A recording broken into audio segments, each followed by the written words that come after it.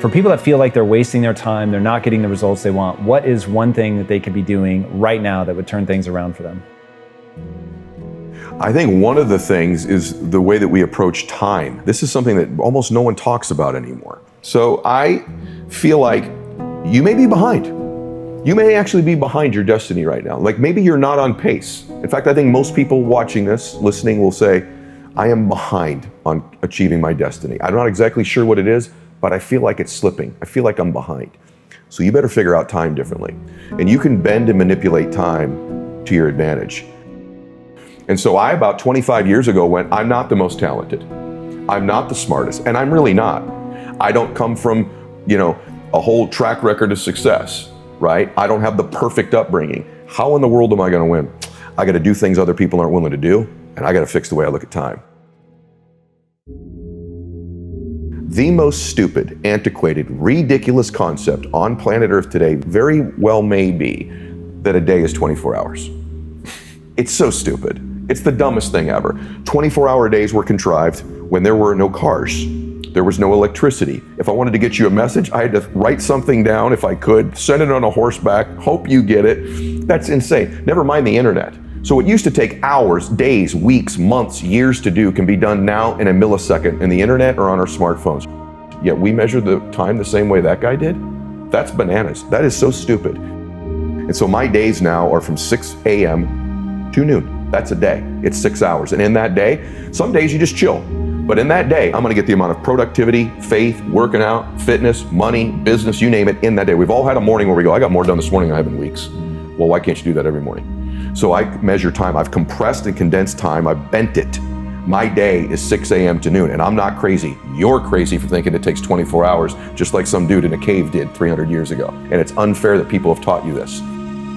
My second day starts at noon and goes till 6 p.m. That's day 2. But what the cool thing is, at the end of day 1, this clock goes off about noon every day, bro, and goes, what did I just get done? What didn't I do? What do I need to be accountable for? What do I need to double my efforts? Just like you do at the end of most days, right? And then the next day is 6 p.m. to midnight. And some of those are just fun days. Sundays I chill, right? But some days they're really super productive. What I've done now is I have changed and manipulated time. I now get 21 days a week. Stack that up over a month, I'm gonna kick your butt. Stack it up over a year, you're toast. Stack it up over 5 years, my entire life is different than it would have been otherwise.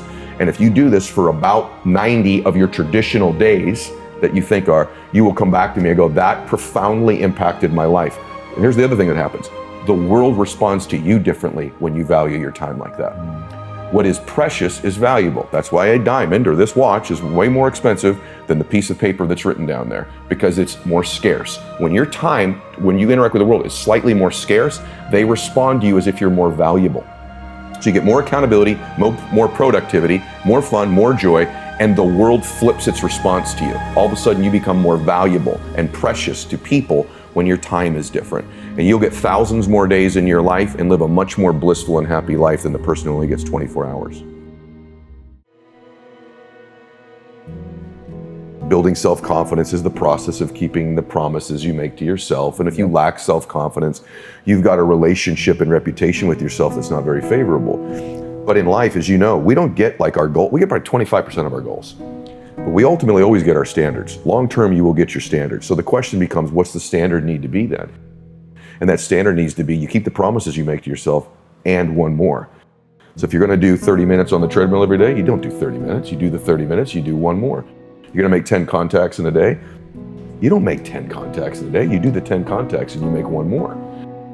So you start stacking up mathematically all of these one mores. You've just done more, so you're better. But you've changed the standard of your life. And you've built this superhuman type self-confidence that I not only do what I say I'm going to do, I do one more than I'm saying I'm going to do. And that's something almost nobody's willing to do, so I'm going to get things almost nobody's going to get. So that's one thing initially everybody can do. This is something that if we could train ourselves to do, our entire lives would change, which is that do the inconvenient or difficult thing in your day or in your life. Human nature is to avoid that. You call it being lazy, but it's just to avoid the inconvenient. Napoleon Hill says in Think and Grow Rich, which I love, he says, on the other type of temporary pain, you are introduced to your other self, and that other self produces another life. So what we have to change, I think, to some extent, is our relationship with pain.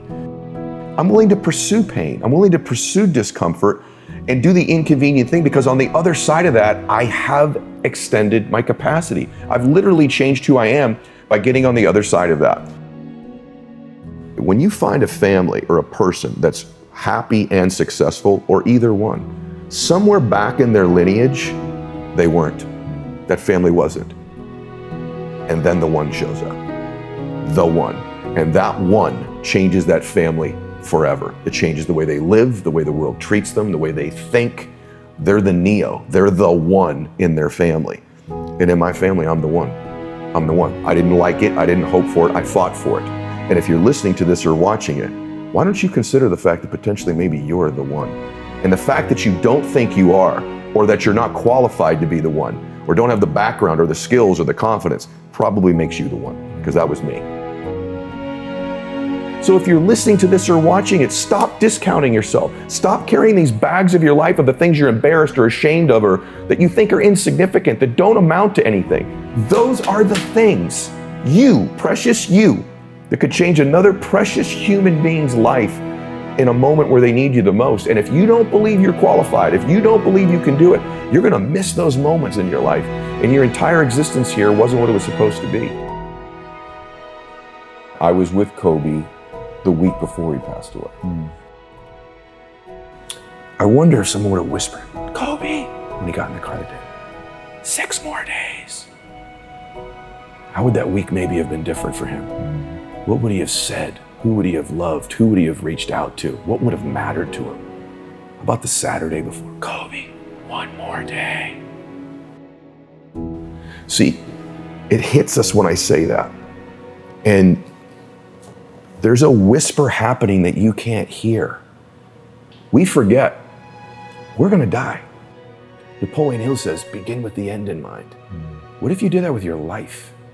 What if you began with the end of your life in mind and worked it backwards? See, when we begin to distill down and we realize, yeah, there's a power to 1 more, because they're not promised how many we have. And there's a power and there's a blessing that you get 1 more in your life. Have another day to change their life. They have another opportunity to do 1 more. They have another opportunity to make their family proud of them. They still have more time. They don't just have 1 more day probably to be the one in their family. Life is beautiful. It's precious. And sometimes we only have an appreciation for it in its absence. Sometimes we only have an appreciation for the power of the 1 mores or the people in our lives when we imagine their absence. And so I would just ask everybody to consider that.